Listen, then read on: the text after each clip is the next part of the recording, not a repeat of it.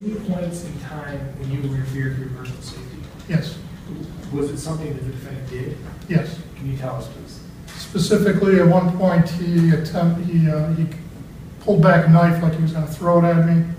He was making a throwing motion in advance towards me. At that point, I basically dove out of the room. And at a second point, after a countdown, he stepped out of the room with a knife and a sword, and officers engaged him at that point as he advanced towards us. So you were there for that little bit of time when he was shot? Yes. Okay. So you would have actually been a witness to that as well? Yes. In your opinion, was that a situation, a threatening enough situation that the force that was administered was appropriate? Yes. Our plan was, when he had an opportunity to use less lethal, that we would, if it was deployed, we were going to push him in the room and attempt to take him into custody.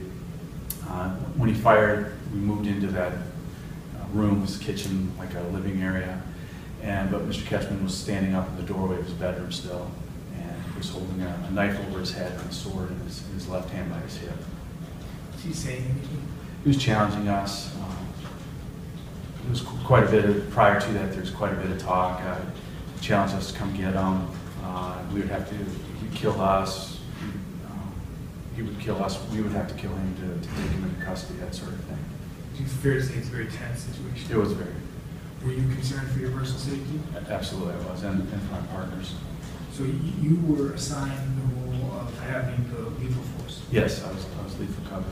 And at some point in time, did you feel you needed to deploy that? Yes. After we pushed into the room and confronted Mr. Ketchman, he was standing in the doorway.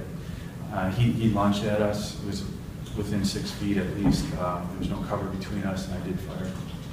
When he did that, was he armed? He was armed. In what way?